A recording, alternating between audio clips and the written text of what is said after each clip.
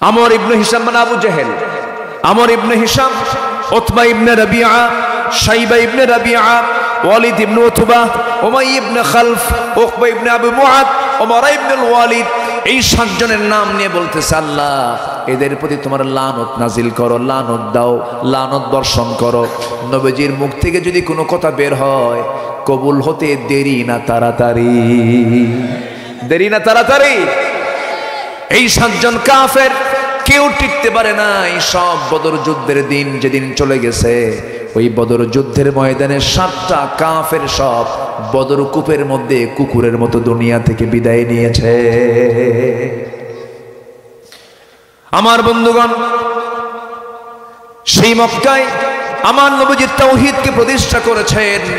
আমার নবীজি যে যুগে জন্ম নিয়েছিলেন সেই যুগের মানুষগুলো এত মূর্তি বানাতো, পৌত্তলিকতার প্রতি তাদের মধ্যে ছিল বেশি। এমনকি মূর্তি বানাতে বানাতে শেষ পর্যন্ত যে কালো কাপড় দিয়ে মুড়ানো ঘর, সেই ঘরের নামটা কি বলেন? কাবা। বলেন কি নাম? ইন্না আউওয়ালা বাইতুম উদিআ লিন-নাসি লাল্লাযী বিবাক্কা, আরেকটা নাম বাক্কা, মক্কা। কাবা শরীফ, এই কাবার চতুর্দিকে শুধু নয়, কাবা শরীফের ভিতরেই পর্যন্ত তারা 360টা মূর্তি ঢুকিয়েছিল। নবীজি 13 বছর মক্কায় ছিলেন, ওই মূর্তিগুলো সরাতে পারেন নাই, কারণ সেই সময় মক্কার দায়িত্বে ছিল আবু জেহেল। আমার নবীর মিশন ছিল কেমন করে ওই ঘর থেকে এই শিরকের এই সমস্ত অপকর্মগুলো কেমন করে বের করে দেওয়া যায়, কেমন করে কাবাকে সম্পূর্ণ মূর্তি মুক্ত করা যায়। তিনি আন্দোলন করা শুরু করলেন। কিন্তু মক্কায় যতদিন ছিলেন তিনি কি সেখানে মার দিয়েছেন না মার খেয়েছেন? বলেন বলেন বলেন। মার খেয়েছেন। কিন্তু মদিনায় যাওয়ার পর তিনি সেখানে মার দিয়েছেন না মার খেয়েছেন? মার দিয়েছেন। তাহলে মার খাওয়া সুন্নত, মার দেওয়া সুন্নত। মার খাইছে 16 বছর, এখন সামনে আর কোনো মাফ নাই। আসতে কয়, এ আসতে কন কেন? মার খাইছি তো ছাড়বো? রাসূল ছাড়েন নাই, আমরাও ছাড়বো না। কি আসতে কন কেন? আসতে কন কেন? আমার নবীজি মক্কা বিজয়ের দিন বললেন সবাইকে মাফ করলাম, 17 জনের মাফ নাই। হ্যাঁ, 17 জনের মাফ নাই। রাসূল 17 জনকে মাফ করেননি। চিহ্নিত লোকগুলোকে রাসূল বলেছেন একটারও কোনো ক্ষমা নাই। আল্লাহু আকবার বলেন। এরকম চিহ্নিত অপরাধী আছে না নয়? আচ্ছা, আমি কোরআনের সুর মাঝে শুনেছি যে নাম, আজানের সুর মাঝেও শুনেছি সে নাম। ও নাম শুনেছি আমি আমার হৃদয়, হে রাসূল নবীজি তোমায়, হে রাসূল নবীজি তোমায়। সবাই বলি সাল্লাল্লাহু আলাইহি ওয়াসাল্লাম। ওরা আলেমদেরকেও বেইজ্জত করতে চেয়েছিল, আল্লাহ ওদেরকে ন্যাংটা করে উলঙ্গ করে দিয়েছেন, উলঙ্গ করেছেন। এরকম চিত্র আগের যুগেও করেছে কাফের মুশরিকরা নবীদের বিরুদ্ধে। নূহ আলাইহিস সালাতু ওয়াস সালামকে মেরে রক্তাক্ত করে জমিনে ফেলে দিয়ে চলে গেছে। আহা, রক্তাক্ত হয়ে ফিরে আসছেন বাড়িতে। বউটা ভালো না। বউটা ভালো? নূহের বউ ভালো ছিল? ইমরাতে নূহ ওয়া ইমরাতে লূত, 2 নবীর বউ ছিল কাফেরা। বাইরে অশান্তি, কষ্ট, ভিতরে গিয়ে বউয়ের সঙ্গে কথা বলো তাও কষ্ট। শুধু কষ্ট আর কষ্ট চলে গেছে নূহ আলাইহিস সালামের জীবনে। আল্লাহু আকবার। 900 বছর কালিমার দাওয়াত দিয়েছেন, ইসলাম কবুল করছে মাত্র হলো 80 থেকে 90 জন। ইন্নী দাউতু কওমি লাইলা ওয়া নাহারা। পরে আল্লাহ পাক এমন প্লাবন দিলেন, এক বন্যায় সব শেষ করে দিয়েছেন। আরেকজন নবী খুব রাগী ছিলেন, প্রচন্ড রাগী। বলেন তো কোন নবী হতে পারে? দেখছো কি ওয়াজ শুনছেন আপনারা? দেখেন, কাহালু তো ইসলামী জনপদ, এটা আলেমদের জনপদ, এটা বলি আলহামদুলিল্লাহ। এই মুসা আলাইহিস সালামের বিরুদ্ধে একবার ফেরাউন চট করে একটা অভিযোগ দিয়ে দিল, দোষ ধরল। আল্লাহর নবীরা কিন্তু শক্তিশালী মানুষ, আল্লাহ নবীরা পৃথিবীর সবচেয়ে সুন্দর সুশ্রী, একদম মানে সব মানুষের মধ্যে সবচাইতে সুঠাম দেহের অধিকারী হচ্ছে আল্লাহ নবীরা। তাদের কোনো ত্রুটি ছিল না দেহের। হঠাৎ করে ফেরাউন একদিন ঘোষণা করলো, গোটা দেশে রিউমার মিডিয়া অপপ্রচার করলো যে মুসা কেমন নবী, মুসার তো দেহ ঠিক নাই। কেন? মুসার অন্ডকোষ ছোট বড়। কি কথা কি বুঝতেছেন আপনারা? অন্ডকোষ ছোট বড়, এমন একটা অভিযোগ দিল। বলেন তো এই নবী কি ঠিক থাকার কথা? রাগ কম না বেশি? আল্লাহকে সরাসরি অডিও কল মারলেন। কি কল মারলেন? Audio call. উনি কিন্তু অডিও কলে কথা বলতেন আল্লাহর সাথে, জানেন না আপনারা? কোরআনে আছে না নাই?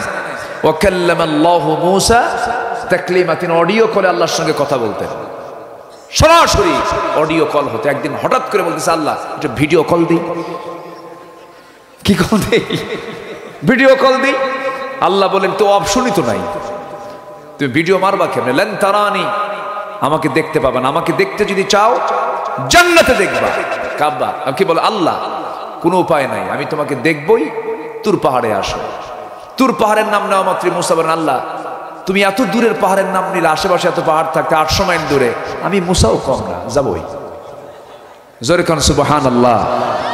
জান্নাতে চলে গেছেন না? চলে গেছেন না? দেখতে পেয়েছেন? দেখতে পাননি। এই নবীর বিরুদ্ধে যখন অভিযোগ দিল, তিনি বললেন, আল্লাহ এটা কি মানা যায়?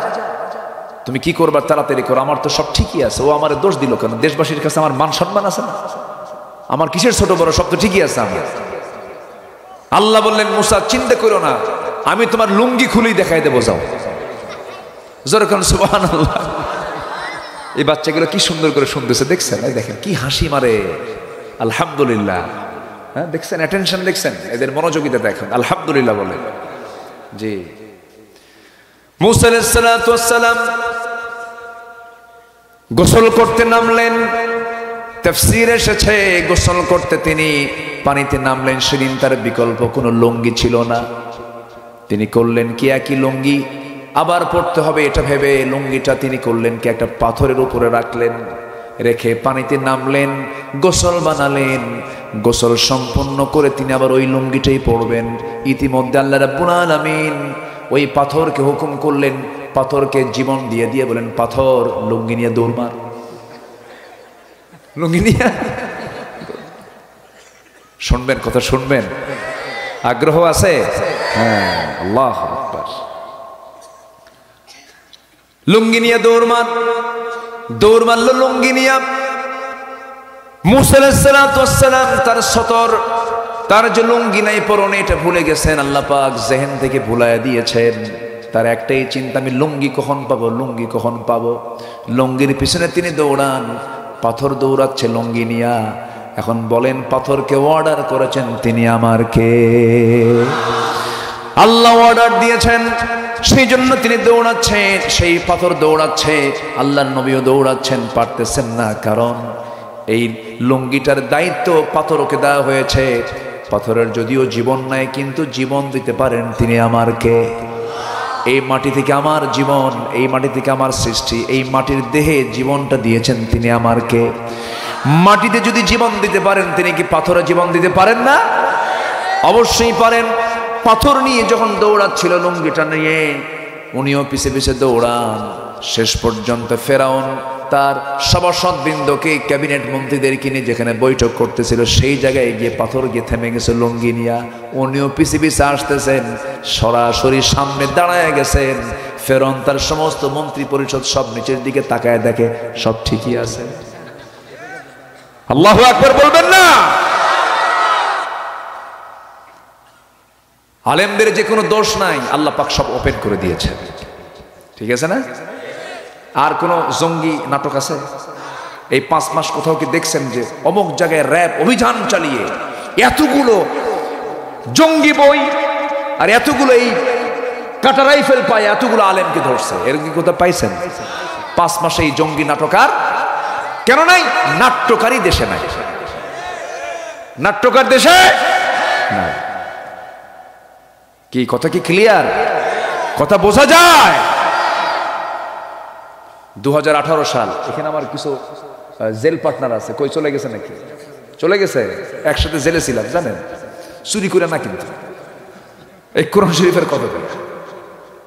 18 সালে নির্বাচনের আগ দিয়ে কয়েকশো পুলিশ বাড়ি ঘেরাও করল। মনে হয় আমি কত বড় যেন দাগি আসামি। ধরলো, ধরে থানায় নিয়ে গেল। ওসি আমার দিকে কান্দে। বললাম আপনি কান্দেন কে? হুজুর আমি আপনার খুব ভক্ত। তো ভক্তকে ধরছেন কেন? তো বলে হুজুর উপরের চাপ। উপরের চাপ তো ভালো, আল্লাহ কি চাপ দিল আপনার? এখানে সেই উপর না তো। হুজুর কি বলবেন, চাকরি বাঁচান তো ফরজ। আমি বললাম ইমান বাঁচান তো নফল। কি বলবো আর। পরে মামলা দিল, মামলা দিয়ে বললো যান হুজুর একটু দোয়া করে জেল খাটেন, নির্বাচন শেষ হলে আপনি বের হয়ে যাবেন। তো মামলা দিয়ে জেলখানায় ঢুকায় দিল। জেলখানায় ঢুকলাম, ঢোকা মাত্রই দেখি সামনে দাঁড়ানো এক 85 বছরের বুড়া মানুষ। আমি ওনাকে চিনি না, কিন্তু উনি আমাকে চিনেন। লম্বা একখান সালাম দিয়ে বলে হুজুর আপনি জেলখানায় ঢুকছেন, খুব খুশি হলাম।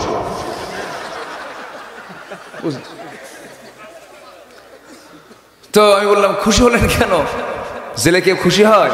বলছে হুজুর ওয়াজ শুনতে যাই, দূর থেকে ওয়াজ শুনি, কাছে পাই না। এত মুসাফা করার চেষ্টা করছে হুজুর, পাই নাই আপনি কখনো। আল্লাহ মিল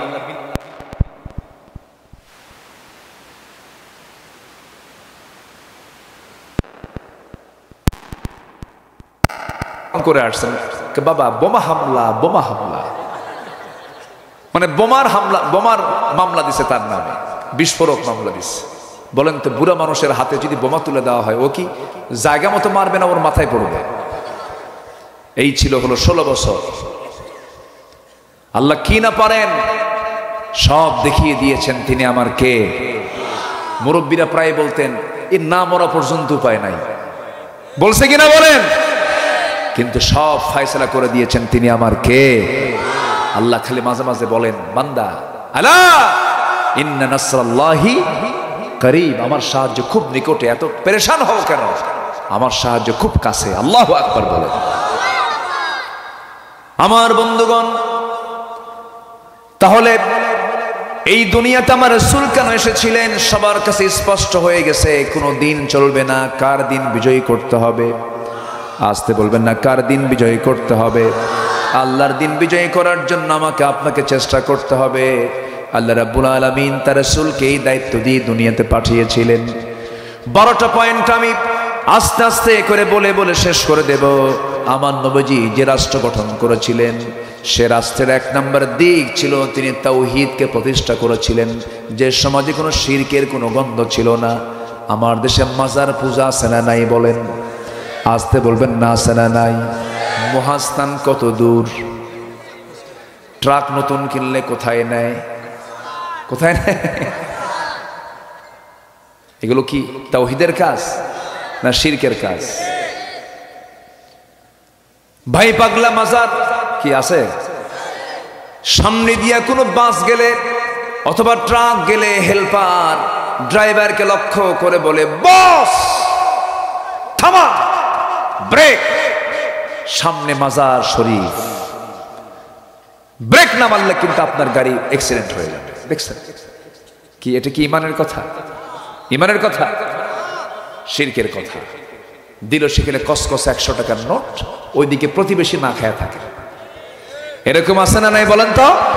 আচ্ছা, শনিবারে বাঁশ কাটা যাবে না, আছে। সকালবেলা বাকি দেওয়া যাবে না, মঙ্গলবারে বিয়ে হওয়া যাবে না। এরপরে বৃষ্টির দিন কেউ যদি কারো বিয়ে হয়, সারা জীবন তার চোখের পানি ফুরাবে না। ফতুয়ায়ে দাদি, ফতুয়ায়ে। ছোট্টবেলায় দেখেছি, হয়তো আমারও কপালে কালো চিহ্ন, কালো টিপ দিয়ে দিয়েছে, তাই নাই? কালো টিপ লাগায় দিয়েছে। আপনি আপনার দাদিকে বলবেন দাদি কালো টিপ কেন দেয়? জানি না। মনে হয় কি জন্য যে দিছে জানি না, খালি কয় জানি না। কি কয়? জানি না। বদনজর থেকে বাঁচার জন্য ওই কালো টিপ বিশ্বাস করা এটা শিরকের কাজ। শনিবারে বাঁশ কাটা যাবে না, শিরকের কাজ। এরকম করে হাজারো শিরকের সরাসরি আজকের সমাজে আছে না নাই? আছে। আমার বন্ধুগণ, এই তো সাধারণ শিরক। স্পষ্ট বড়, সবচাইতে বড় শিরক হলো জমিনে আল্লাহর দিন ছাড়া অন্য কোন দিন দিয়ে সমাজটাকে চালানো, রাষ্ট্রকে আল্লাহর দিন ইসলাম ছাড়া অন্য কিছু দিয়ে চালানো। এবং অনেকে স্পষ্ট ভাষায় জানিয়ে বলে দেন, ইসলাম দিয়ে আজকের দুনিয়া চলবে না, কোরআন আজকের দুনিয়ায় চলবে না, এই জাতীয় কথা বলবে যে তার ঈমান আছে না গেছে? ঈমান আছে না গেছে? চলে গেছে, ঈমান থাকবে না। আমার বন্ধুগণ, 12টা পয়েন্টের মাত্র 1 নাম্বার পয়েন্ট কেবল বললাম, আরো 11টা পয়েন্ট পড়ে আছে। আমরা আস্তে আস্তে করে শুনবো। আমার নবীজি তাওহীদ প্রতিষ্ঠা করতে গিয়ে মক্কার মাটিতে ফুল পেয়েছেন না পাথর পেয়েছেন? মক্কার মাটিতে আদর পেয়েছেন না লাঠির বাড়ি পেয়েছেন? আরে কিভাবে মারছে রাসূলকে! ওই হাদিসটা আমাকে খুবই কাঁদায়। আমার নবীজি মক্কার মাটিতে একদিন কাবা শরীফের সামনে গিয়ে তিনি নামাজে দাঁড়ায় গেছেন, রুকুতে চলে গেছেন। উতবা, শাইবা, মুগীরা, কাট্টা কাফের গুলো সব এক জায়গায় হয়ে রাসূলকে দেখে হেও করছে, ঠাট্টা করছে, আর বলতেছে মুহাম্মাদের বাহিনীগুলো দেখো, বেলাল কালো কুসকুসে, বেলাল কালো কুসকুসে, খাব্বাব কামার, এরকম কামার সাইজের, গোলাম সাইজের লোক নিয়ে মোহাম্মদ বিশ্ববিজয়ের স্বপ্ন দেখে এরকম করে হেও প্রতিপন্ন করছে, রাসূলকে গালমন্দ করছে। আমার নবীজি যখন রুকুতে চলে গেছেন, সহিহ বুখারীর বর্ণনা, আমার নবীজি যখন রুকুতে চলে গেছেন, সঙ্গে সঙ্গে ওই কাফের মুশরিকরা সবাই কি করলো? উটের পচা নারী ভরি, দুর্গন্ধ পচা নারী ভরি নবীজির রুকু হালতে, যখন রাসূলের রুকুর হালতে তিনি যখন রুকু করছেন, ওই সময় পিঠের উপরে উটের পচা নারী ভরি চাপায়া দিয়েছে। আমার নবীজি সহ্য করতে না পেরে ভার উপর হয়ে হামাগুড়ি দিয়ে পড়ে গেছেন।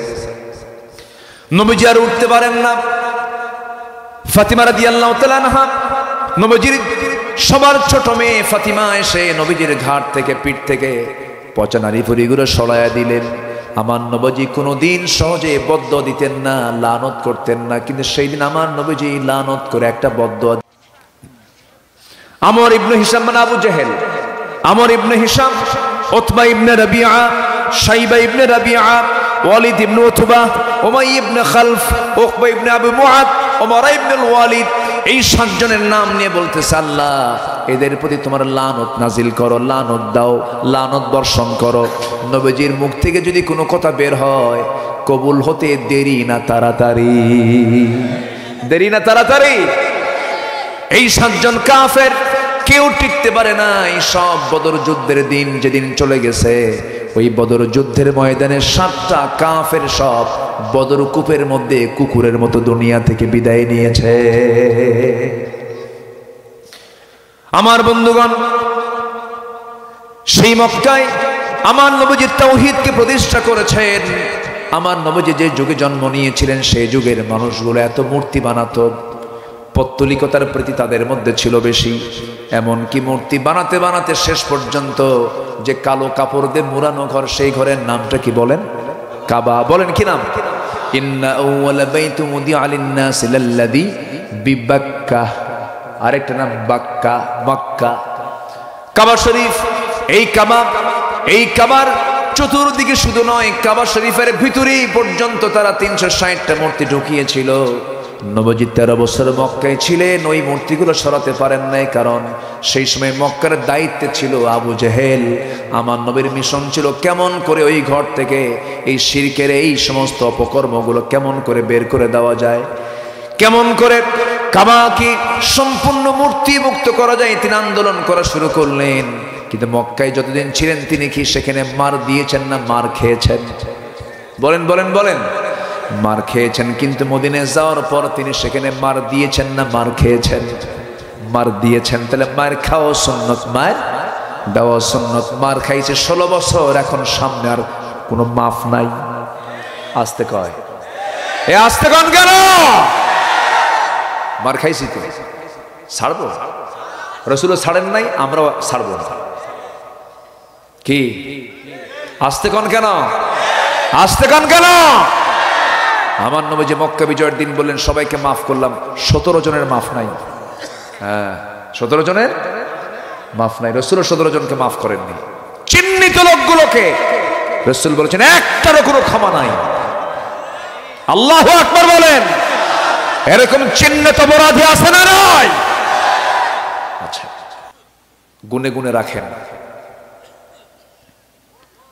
আমার নবীজি মক্কায় ঢুকে সাধারণ ক্ষমা ঘোষণা করলেন, কিন্তু বললেন ইল্লা, ওই যে ইকরামা আবু জেহেল, ইকরামা আবু জেহেলের ছেলে ইকরামা, তাকে মাফ করা যাবে না। ইকরামা শুই নাই, মারছে দৌড়, তিহামা অঞ্চল পার হয়ে সে একটা নদী পাইল, কারণ মুহাম্মদ বিন আব্দুল্লাহ ধরলার উপায় নাই, মক্কা বিজয় হয়ে গেছে। নদীর কাছে গিয়ে নৌকার মাঝিকে বলে, ভাই আমাকে পার করে দিবা? নৌকার মাঝি কয়, তোমার পার করব, টাকা দিয়া না। কি দিয়া? কালেমা পড়। সুবহানাল্লাহ বলবেন না?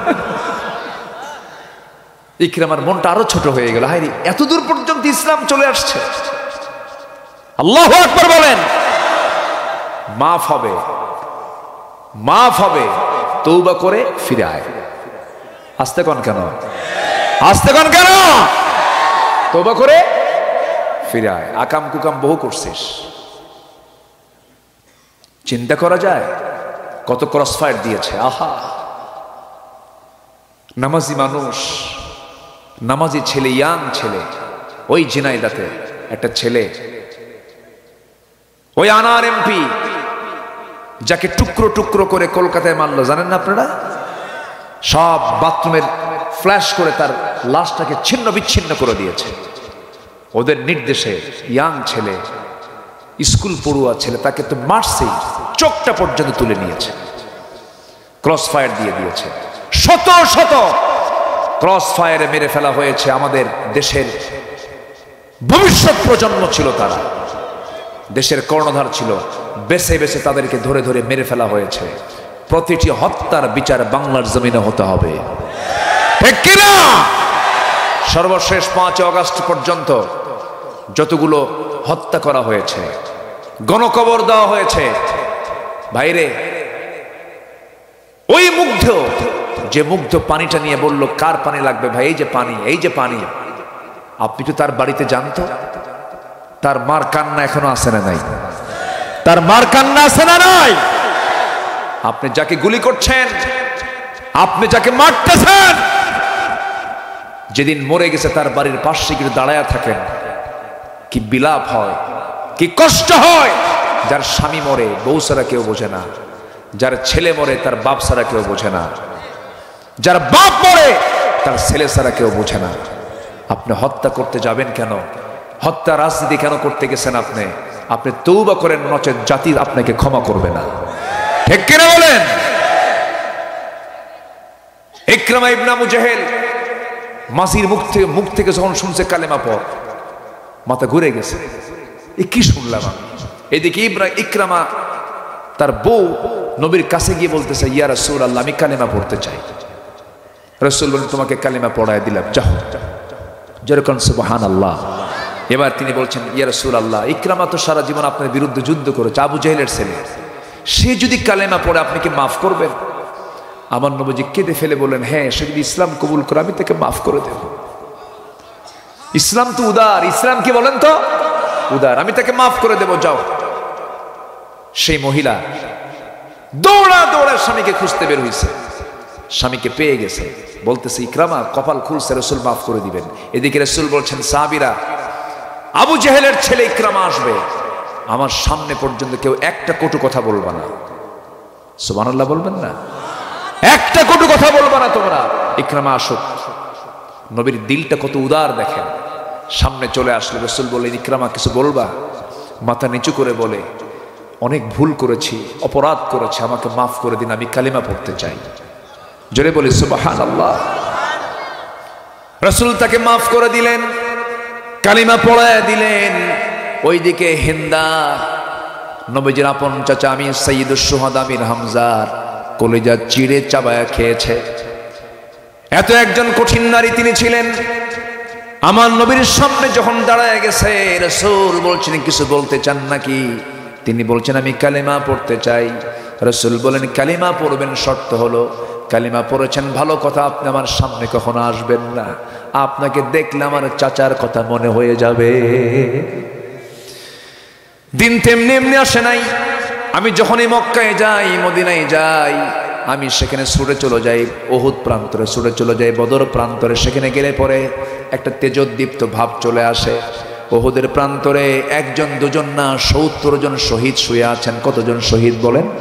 ৭০ জনের মধ্যে সাইয়্যিদুশ শুহাদা আমির হামজাও সেখানে শুয়ে আছেন। আমার রাসূল সেই দিন ৭০ জন সাহাবীর ভিতরে দুজন সাহাবীকে একসাথে কবর দিতে বলেছিলেন। সেটা হলো আমার নবীজির আপন চাচা আমির হামজার কবর এবং আব্দুল্লাহ বিন জাহাশ নামে একজন শহীদের কবর এক কবর দিতে বলেছিলেন। কারণ সেই কারণটা হলো আব্দুল্লাহ ইবনে জাহাশ যখন যুদ্ধে যাবেন সেই সময় তিনি দোয়া করছেন, আয় আল্লাহ তাআলা, আমি তোমার দিন কায়েম করার জন্য, একামতে দিনকে প্রতিষ্ঠার জন্য আমি সম্মুখ যুদ্ধে আমি উপস্থিত হচ্ছি। আল্লাহ, শত্রুপক্ষ আমার সামনে দাঁড়িয়ে যাবে, উহুদের প্রান্তরে যাচ্ছি। আল্লাহ গো, আমাকে তুমি আমার শক্তি দিয়ে দিও, আমি যেন বাতিলদের মোকাবেলা করতে পারি। এক পর্যায়ে যেন কাফের মুশরিকরা আমাকে যেন ধরাশয়ী করতে পারে, আমাকে যেন ধরে ফেলে। ওরা যেন আমার নাকটা কেটে নেয়, কানটা কেটে নেয়, হাতটা কেটে নেয়, পাটা কেটে নেয়। আমার হাত কাটা, পা কাটা, নাক কাটা দেহ নিয়া কিয়ামতের দিন যখন তোমার সামনে দাঁড়াবো, সেই সময় তুমি আমাকে বলবে, ফিমা যদি আনফুক উদুনুক, তোমার নাকটা কেন কাটা, তোমার কানটা কেন কাটা? সেই দিন বলবো, আল্লাহ, তোমার জমিনে তোমার দিন কায়েমের সংগ্রাম করতে গিয়ে কাফেররা আমার হাত কেটেছিল, নাক কেটেছিল, কান কেটেছিল। আল্লাহ বলবেন, তোমার কথা সত্য, তোমাকে কোনো বিচার না করে জান্নাত দিয়ে দিলা। আমার নবীজি বললেন, ও আমার সাহাবীরা, আমার আব্দুল্লাহ বিন জাহাশের লাশ পৃথক কবরে না দিয়ে আমার চাচার কবর একসঙ্গে দিয়ে দাও। কারণ চাচার যে দশা আব্দুল্লাহ বিন জাহাশের সেই দশা, একই বডি, নাক কাটা, কান কাটা, হাত কাটা, পা কাটা, ছিন্ন বিচ্ছিন্ন দেহ, সবগুলোকে এক জায়গায় করে শুয়ে রাখা হয়েছে একই কবরে। আমার বন্ধুগণ, দিন তেমনি এমনি আসে নাই, দিন কায়েমের জন্য এতগুলো রক্ত ঝরিয়েছেন। আল্লাহ বলছেন, বান্দার আমি তোমাকে জান্নাত দেব, জান দাও, মাল দাও, আমি তোমাকে জান্নাত দেব। জোরে বলুন সুবহানাল্লাহ। সূরা তাওবার 111 নম্বর আয়াত, ইন্নাল্লাহা আশতারা মিনাল মুমিনিনা আনফুসাহুম ওয়া আমওয়ালাহুম বিআন্না লাহুমুল জান্নাহ ইউকাতিলুনা ফি সাবিলিহি ফায়াকতুলুনা ওয়া ইউকতালুন وعدا عليه حقا في التوراة والإنجيل والقرآن জোরে বলুন আল্লাহু আকবার। জান্নাত পেতে হলে আমরা আল্লাহর কাছে কি দিয়ে দেব বলেন? কি দেব? মাল দেব, আর কি দেব? জান দেব। আল্লাহ আমাকে কি দিবেন বলেন? জান্নাত দিয়ে দিবেন।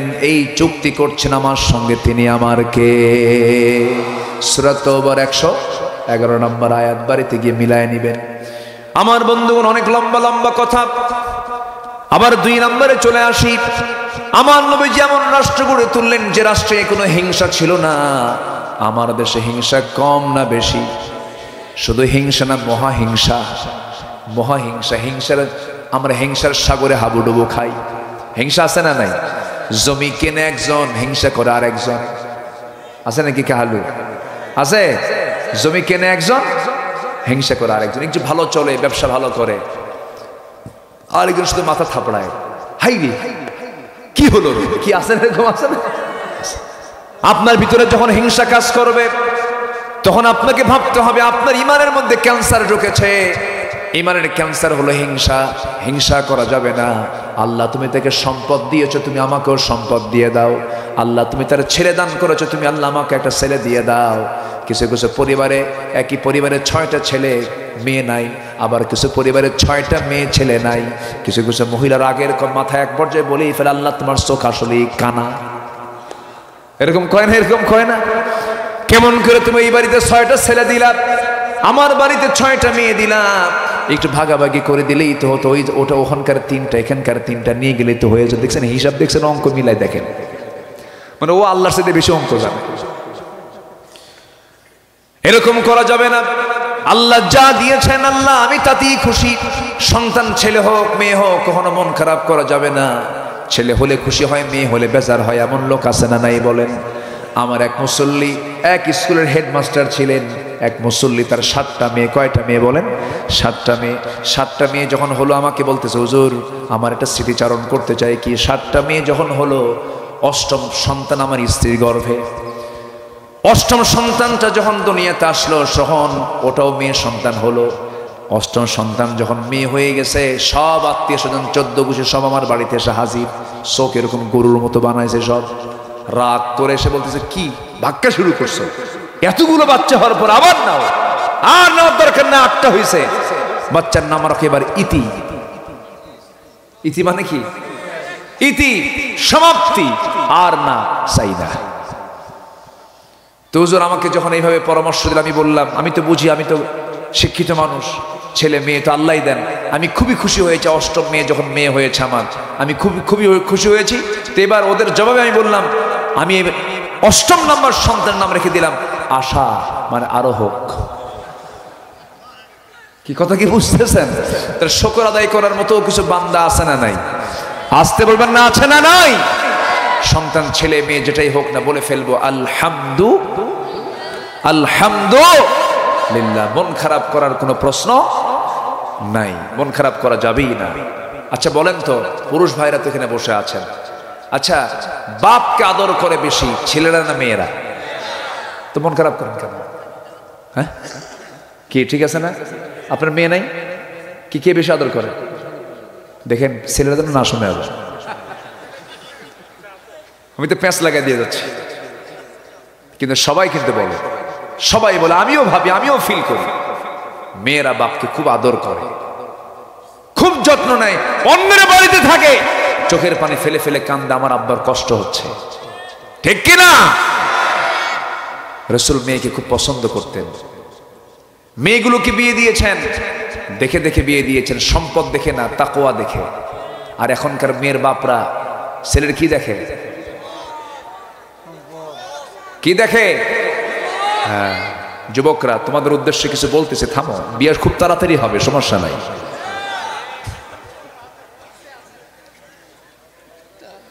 এই ছোট বাচ্চাও হাসে আর কয় ইনশাআল্লাহ, দেখছে, এই যে দেখতেছে না, আসতেছে। যে ওরা সব বুঝে, তো ওরা এখন আধুনিক দুনিয়া না, ওরা আমাদের চাইতো ফাস্ট, অনেক বেশি বোঝে ওরা। সম্মানিত ভাইয়েরা, আমার রাসূল মেয়েকে বিয়ে দিয়েছেন তাকওয়ার যোগ্যতা দেখে, তাকওয়া দেখে বিয়ে দিয়েছেন। আবার এক জামাই ছিল ধনী, বিশাল ধনী, মক্কার শ্রেষ্ঠ ধনী, বিয়ে দিয়েছেন। আবার এমন জামাই নিছেন সবচাইতে ভিআইপি ফকির। কি ফকির গন্ত, কিচ্ছু নাই। ধনীরা প্রস্তাব দিল, রাসূল বললেন, না, আমার পছন্দের মেয়ে তো বেশি এটা, ধনী মেয়ে হবে না, ধনী ছেলে হবে না, দেখো তো গরিব গরিব কে আছে। উনি খুঁজে খুঁজে বের করলেন আলীকে। আলীকে বলেন, আলী বিয়ে করবা? কুজুর দিলে করব। আছে কিছুকে, বাড়ি তো নাই আমার। রাসূল বলেন, তাহলে কি করবা? মহরণা দিতে হবে তো, কে যে আমার তরবারি, এই যে ঢাল। রাসূল বলেন, যাও ঢালটা বিক্রি করো, ঢাল ছাড়াও যুদ্ধ হয়। বিক্রি করতে গেছেন, কাস্টমার সাইয়েদনা ওসমান জিন্নুরাইন, বড় জামাই। তিনি বলতেছেন, তুমি কেন সাত সকালে সকালে এখানে কেন বাজারে আসছো? কে ঢাল বিক্রি করতে আসছে। কেন? বিয়ে ঠিক হয়েছে। কার সাথে? আপনার শালীর সাথে। সাইয়েদনা ওসমান বললেন, তাই ঠিক আছে, ঢাল দাও, এই যে টাকা নাও। টাকা দিলেন, ঢাল নিলেন। কিছু দূরে যেতে না যেতে সাইয়েদনা ওসমান বললেন, আলী, যোদ্ধার হাতে কি ঢাল না থাকলে মানায়? কিন্তু মানায় না, ঢালটা তোমাকে গিফট করলাম, দিয়ে দিলাম, যাও। মানে টাকাও নিলেন, ঢালও নিলেন, নবীর সামনে দাঁড়ালেন। রাসূল বলছেন, ঢাল মনে হয় বিক্রি হয়নি। হুজুর বিক্রি হয়েছে তো, আবার আমাকে একজন উপহার দিয়েছে। কে? ওসমান। লোক আর খুঁজে পাও নাই। আল্লাহু আকবার বলবেন না? রাসূল বলেন, বড় মেয়েকে, বড় মেয়ের জামাইকে আমি বলতে পারলাম না, কিন্তু বলেন তো, কোন শ্বশুর যদি জামাইকে না বলে মেয়েকে বিয়ে দেয়, শালীর বিয়া দুলাভাই জানে না, এরকম যদি হয়, তাহলে কি হতে পারে বলেন তো? কি হতে পারে? বউকে বলবে, তোর বাপ তো মানুষই না রে, কি ঠিক কিনা বলেন? এরকম করে বলবে। কিন্তু এরকম তো ছেঁচড়া জামাই রমিন না, দাওয়াতের নেশা তো এরকম নাই যে দাওয়াত খেতেই হবে আমার। উনি মেনে নিলেন। রাসূল বললেন, আলী, বিয়ে হয়ে যাচ্ছে। রাসূল মেয়ের কাছে গেলেন, মা, বিয়ে দেব, তোমার কি পছন্দ? মেয়ে বলছে, আব্বা, আপনার পছন্দ আমার পছন্দ। সুবহানাল্লাহ বলবেন না? এখনকার মেয়েরা কি তা বলে? এখনকার মেয়েরা কি তা বলে? বলে, আব্বা, তুমি তো বুড়া হয়ে গেছো, তোমার রুচি নাই। তোমার কি নাই? রুচি নাই। আব্বু, দেখো ওই ছেলেটা খুব ভালো, খুব স্মার্ট। বাপ দেখতে গেছে, যাই দেখে সকালে এক বোতল, বিকাল আরেক বোতল। আছে না নাই? সকালে এক বোতল, আরেক বোতল, ও নিজে এক বোতল। এসে বলতেছে, মা ও তো বোতল। কাব্বা বোতল হোক, মন খুব ভালো বাবা। আছে না নাই? বাবার অনুমতি ছাড়া, মার অনুমতি ছাড়া, যুবকরা শোনো, কথাগুলো মনোযোগ দিয়ে শোনো, এই কথা অক্ষর অক্ষরে এটা মিলে যাবে। বাবা আর মার পারমিশন ছাড়া যে বিয়ে হবে, আল্লাহর কসম ওই পরিবারের শান্তি হবে না, হবে না, হবে না। ঠিক কিনা? বাপ মাকে নিতে হবে, এটা শর্ত। ফাতিমা বললেন, আব্বা আপনি যা বলবেন তাই হবে। বাপ কি বোঝে না?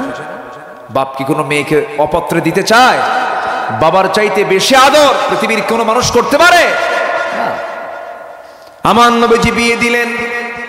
বিয়ে দেওয়ার পর বললেন, মা স্বামীর ঘর করে খাও, এখন তোমার জন্য শ্রেষ্ঠ ঘর, বাবার ঘরের চাইতে শ্রেষ্ঠ ঘর তোমার স্বামীর ঘর, এটাই তোমার প্রাধান্যে থাকবে। স্বামীর ঘর করে খাবে, স্বামীর সঙ্গে সুন্দর আচরণ করবে। একটা কথা বলে দিলাম মা, স্বামীর ঘরে যাও, মৃত্যুর দিন পর্যন্ত স্বামীর বিরুদ্ধে একটা নালিশ যেন আমার কানে না আসে। আল্লাহু আকবার বলেন। আর আজকের মেয়ের বাপরা কি বলে? মেয়েকে বিয়ে দিয়া বলে, মা যা সংসার কর, যদি কিছু হয় শুধু ফোন দিবি, খাইয়া ফালাবো। কি আছে না নাই বলেন তো? অশান্তি হয়ে যায়, এরকম করা যাবে না। আমার নবীজি মেয়ে ফাতিমাকে বিয়ে দিলেন গরিবের ঘরে। ঘর নাই, বাড়ি নাই, টাকা নাই, পয়সা নাই, না খেয়ে থাকা হয় মাঝে মাঝে। একদিন নবীর কাছে সে বলছে, আব্বা জান ঘরে তেমন কিছু নাই, কাজের মানুষও নাই, আপনার দুইটা নাতি নিয়ে আমার সব কাজ করতে গিয়ে